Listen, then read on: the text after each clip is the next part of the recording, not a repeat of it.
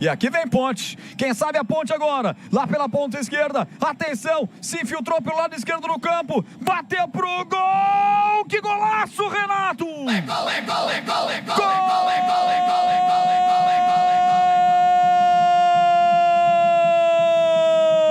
Gol da Ponte!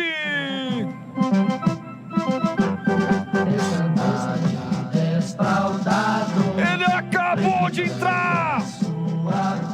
O goleiro se atrapalha na saída. O Dodô aperta a marcação. O goleiro entrega a paçoca. O Renato foi habilidoso. Sai da marcação de dois e bate no ângulo esquerdo. Renato, camisa 19.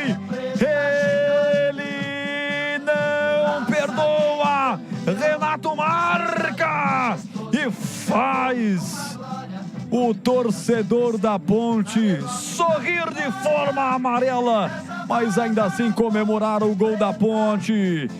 Na marca de 26, ele bate forte e o Panho sai. Eu vou deixar o detalhe para o Vladimir.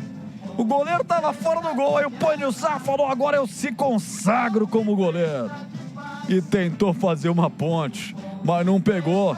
Fatal, letal, Renato é o tal, desconta pra Ponte. 2 para o Avaí, 1 para Macaca. Vladimir, o que vale é o detalhe, conta aí.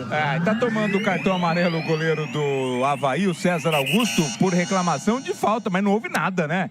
Deu bobeira ali o César Augusto, perdeu a bola pro Dodô, ela sobrou pro Renato, olha a Ponte. Olha a Ponte, atenção, bola colocada na grande área, tocou de cabeça. Tentou o Castro ali cabecear, mas ela passou a esquerda do gol, diga Vladimir. Ela sobrou pro Renato, que com muita qualidade mandou no ângulo. O Panho Sá ainda tentou defender como goleiro, também não conseguiu. Belo gol do Renato, né? Ele mandou o recado depois pro CH, eu não posso falar aqui no ar, mas a Ponte diminui 2-1. Ô Gleger, eu quero pedir pra você o detalhe do